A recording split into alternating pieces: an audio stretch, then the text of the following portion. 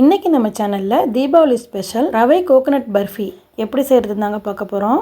தீபாவளி நெருங்கிடுச்சு, இன்னும் நம்ம எதுவும் செய்யலைன்னு ஃபீல் பண்ணுறீங்களா? 10 நிமிஷத்தில் இந்த ஸ்வீட்டை நீங்கள் சூப்பராக செஞ்சு அசத்திடலாங்க.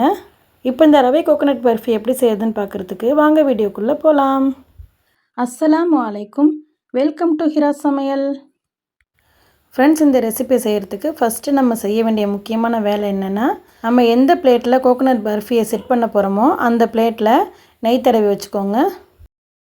அடுத்ததாக ஸ்டவ்வில் ஒரு பேன் வச்சு 2 டீஸ்பூன் நெய் சேர்த்து அதில் அரை கப்பு போல் ரவை சேர்த்துருக்கேன். இது மெஷரிங் கப் இல்லைங்க, நார்மலாக நம்ம டீ காஃபிலாம் குடிப்போம்ல அந்த கப்போட அளவில் தான் நான் சொல்லியிருக்கேன். நீங்கள் எந்த கப்பில் வேணாலும் எடுத்துக்கலாம். இந்த ரவை நம்ம 1 நிமிஷம் போல் நல்ல இந்த நெய்யிலே வறுத்து எடுத்துக்கலாம். நல்ல வாசனை வரும், அது வரைக்கும் நம்ம இதை வறுத்துக்கலாம். ரவையும் நெய்யும் சேரும்போது நல்ல வாசனையாக இருக்குங்க. ஸ்டவ்வை கண்டிப்பாக ஹை ஃப்ளேமில் வைக்கக்கூடாது, கம்ப்ளீட்டாக லோ ஃப்ளேமில் தான் இருக்கணும். இல்லைனா ரவை தீஞ்சிரும், கலர் சேஞ்ச் ஆகிடும். அதனால் நம்ம லோ ஃப்ளேம்லேயே வச்சு இதை நம்ம நல்லா வறுத்து எடுத்துக்கலாம். இப்போ ரவையிலேருந்து நல்ல வாசனை வந்துருச்சு. இதுக்கப்புறம் நம்ம இது கூட தேங்காய் சேர்க்க போகிறோம். நான் அந்த ரவை அளந்த அதே கப்பால் 2 கப்பு தேங்காய் சேர்க்குறேன். இப்போ இந்த தேங்காயையும் சேர்த்து நல்ல வாசனை வர வரைக்கும் நம்ம ஒரு தடவை வதக்கிக்கலாம். இது ஒரு 1 நிமிஷம் வதக்குனா போதுங்க, நல்ல வாசனை வந்துடும். ஃப்ரெண்ட்ஸ், அந்த 1 நிமிஷத்துக்குள்ளே நீங்கள் நம்ம சேனலுக்கு புதுசுனா ஹிராசமையல் சேனலை சப்ஸ்கிரைப் பண்ணிக்கோங்க. பக்கத்தில் இருக்கிற பெல் பட்டனையும் கிளிக் பண்ணிக்கோங்க. அப்போ தான் நான் போடுற யூஸ்ஃபுல்லான வீடியோஸ் உங்களுக்கு உடனுக்குடன் நோட்டிஃபிகேஷனில் வரும். இந்த தேங்காயிலேருந்தும் நல்ல வாசனை வந்ததுக்கப்புறமா நம்ம இந்த பர்ஃபிக்கு தேவையான சர்க்கரை சேர்க்க போகிறோம். நம்ம ரவை அளந்தோம்ல அதே கப்பால் 1.5 கப் அளவு சர்க்கரை சேர்த்துருக்கேன். இதுவே நல்ல ஸ்வீட்டாக இருக்குங்க. நீங்கள் இனிப்பு கம்மியாக சாப்பிட்றவங்களா இருந்தால் கொஞ்சமாக கம்மி பண்ணிக்கோங்க, பட் இதை விட அதிகமாக சேர்க்க வேணாம். இந்த சர்க்கரையை தேங்காய் கூட நல்லா ஒரு தடவை கலந்து விட்டுடலாம். கலந்ததுக்கப்புறமா நம்ம இது கூட அரை கப் அளவு தண்ணி சேர்க்க போகிறோம். அதாவது எல்லா மெஷர்மெண்ட்டும் ஒரே கப்பால் தான் நம்ம சேர்த்துக்கிட்டு இருக்கோம். தண்ணி சேர்த்ததுக்கப்புறமா ஒரு பிஞ்ச் அளவுக்கு உப்பு சேர்த்துக்கலாம்.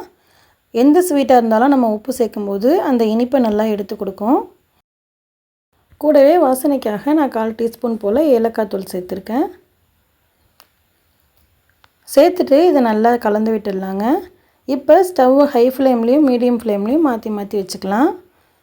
இப்போது அந்த தேங்காயில் இருக்கிற அந்த தண்ணி எல்லாமே வற்றணும், அந்த அளவுக்கு நம்ம இதை நல்லா கைவிடாமல் கலந்து விட்டுடலாம். ஃப்ரெண்ட்ஸ், நம்ம சேனலில் கோதுமை ஊற வைக்காமல் அரைக்காமல் இன்ஸ்டண்ட்டாக ஹல்வா எப்படி செய்கிறதுங்கிற வீடியோ அப்லோட் பண்ணியிருக்கேன். அந்த வீடியோவோட லிங்க்கை மேலே ஐகார்ட்லேயும் டிஸ்கிரிப்ஷன்லேயும் கொடுக்குறேன், செக் பண்ணி பார்த்துக்கோங்க ஃப்ரெண்ட்ஸ். இது நம்ம ஒரு 6லேருந்து 7 நிமிஷம் போல் நல்லா கலந்து விட்டால் போதுங்க, இந்த தண்ணி எல்லாம் வற்றிடும். நமக்கு ஹல்வா பதத்துக்கு இந்த பர்ஃபி வந்துடும். அதுக்கப்புறமா உடனே நம்ம அந்த பிளேட்டில் ட்ரான்ஸ்ஃபர் பண்ணிடணும்.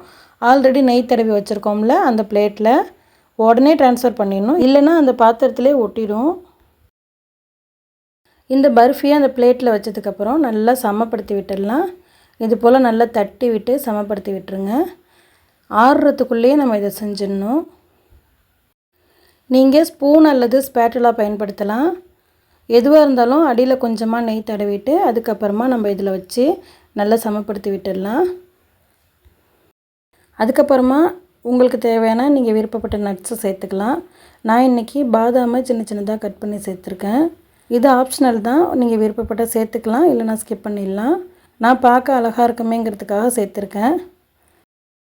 எந்த நட்ஸு சேர்த்தாலும் சூடு இருக்கும்போதே நம்ம இது போல் தட்டி விட்டுடணும். லைட்டாக ப்ரெஸ் கொடுத்து அதிலே அமர்த்தி விட்டுடணும், இல்லைனா உதிர்ந்து வெளியில் வந்துடும். அதுக்கப்புறமா 15 நிமிஷத்துக்கு அப்புறம் இந்த பர்ஃபியை நமக்கு பிடிச்ச ஷேப்பில் பீஸ் போட்டுக்கலாம். 15 நிமிஷத்துக்கு முன்னாடி நீங்கள் கட் பண்ணிடாதீங்க. ஃப்ரெண்ட்ஸ், கண்டிப்பாக இந்த பர்ஃபிக்கு நம்ம 15 நிமிஷம் ரெஸ்ட்டு கொடுத்தாகணும், அப்போ தான் செட் ஆகும். அதுக்கப்புறம் தான் நம்மளால் பீஸ் போடவே முடியும். அவ்வளோதாங்க, 10 நிமிஷத்தில் நமக்கு இப்போது கோகோனட் ரவை பர்ஃபி சூப்பராக தயாராகிடுச்சு. தீபாவளி நெருங்கிடுச்சு, இன்னும் நம்ம எந்த ஸ்வீட்டும் செய்யலேன்னு நினச்சி கவலைப்படுறீங்களா? கவலையப்படாதீங்க. இந்த கோகோனட் ரவை பர்ஃபியை நீங்களும் உங்கள் வீட்டில் ட்ரை பண்ணி பாருங்கள். பிடிச்சிருந்துச்சுன்னா லைக் பண்ணுங்கள், உங்கள் ஃப்ரெண்ட்ஸ் அண்ட் ஃபேமிலிக்கு ஷேர் பண்ணுங்கள். நம்ம ஹிராஸ் சமையல் சேனலை சப்ஸ்கிரைப் பண்ணிக்கோங்க. தேங்க்ஸ் ஃபார் வாட்சிங்.